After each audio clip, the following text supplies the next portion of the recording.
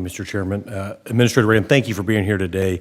I represent the big First District of Kansas, which is more than 60,000 farms, ranches, feedlots, ethanol plants, and agribusinesses. And farm country has made it loud and clear that they cannot survive when the government burdens them with nonsensical regulations and red tape.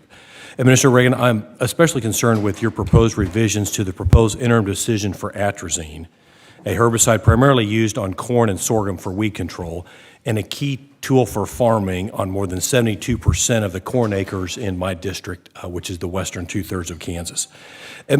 As you know, EPA announced proposed revisions that included a pick list of mitigation measures that producers would be required to implement when using atrazine. While the EPA did provide USDA with an opportunity to comment on those mitigation measures prior to announcing the revisions, none of USDA's feedback was incorporated into the proposed mitigations. Why not? Well, I won't agree to the premise that none were. What I can say is that this was remanded back to us by a court because of actions that the last administration took. And so there is some guidance from the court that we're having to follow from a legal standpoint. I think we've proposed a lot of flexible mitigation measures for atrazine that farmers can actually choose from. We've asked for comments. Remember, this is a proposal. We've asked for comments. And at the request of the agriculture community, we've also convened a science advisory panel this year to make sure that we're getting this right. So I think the conversation is still happening, not just with USDA, but with the farmers. But I think Secretary Vilsack and I would agree that we have respectfully taken and received each other's advice. But I think you heard him say when he testified before you, he has certain decisions he has to make as the Secretary of USDA, and I have to as EPA Administrator. Understood. Well, I would just urge you to work with USDA to incorporate scientific agriculture producer-focused feedback. If these regulations go through, you're going to see a dramatic decline in the productivity of acres across rural America, food inflation like we have not seen before, and that's saying a lot given the last couple of years. So I hope you realize the seriousness of which these regulations will impact our producers. We should be thanking our producers for feeding us, not punishing them and making their job even more difficult with practices that have been implemented for decades. Next up, urge you and appreciate your help in making sure that we don't see that occur.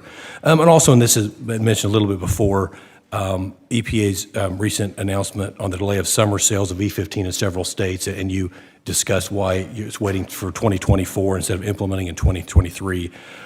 While I appreciate the permanent allowance for this beginning in 2024, 8 Midwestern states that requested it. Kansas obviously is missing from that list. So a couple of questions, I guess. One, do you support year-round E15, and would you like to see it made permanent by this Congress? You know, what I'd say is if this Congress is drafting any legislation to move in that direction, we want to be able to provide technical assistance so that we can do so. When we look at these petitions that we receive, obviously we do modeling and analysis to determine what that impact would be. And for those 8 states, that's what we've done. My assumption is we'd have to do the same for the entire country if that were a direction that the Congress would like to move in. So I'd like to reserve judgment as to whether or not I would like to see it until I understand if there are potential adverse impacts to public health. And I would just say we've had Republican and Democrat administrations that have approved summertime sale of E15. I'd like to think we've gotten past that and would appreciate your support as you're looking at it. In regards to that, does EPA's announcement allowing for permanent E15 sales in the 8 Midwestern states, or will EPA's final rule around summer sales include a provision allowing EPA to approve a governor's request for summer sales in the future? In other words, if you're from a state that's not part of those original 8, will there be a process and a mechanism for other governors and other states to join in? Because best case scenario, 8 would turn into 50, and we would all just move on. I do know that there's a process that's available to all, and 8 have chosen to do so, and we've looked at those 8 and that impact. It's my assumption, but I can check with you, that if others wanted to opt into a similar opportunity, that they would go through a similar rulemaking that we're going through now with those 8. And I appreciate you would consider that in the rulemaking process, because I think there's a good chance there's going to be a lot of other states, Kansas included, that want to be included. Last question, I know we're running out of time. Would you explain why EPA moved forward with the WOTUS rule before the Supreme Court ruled on Sackett versus EPA? Multiple courts had vacated the previous rule, and so there was no rule in place in theory we were looking back at pre-2015. And so what we decided to do was move forward and try to engage our agriculture community, look at some exemptions and some exclusions, codify those, give a more narrow definition than in the Obama rule, and then be prepared to adjust to whatever the SACIT ruling is going to be. Thank you.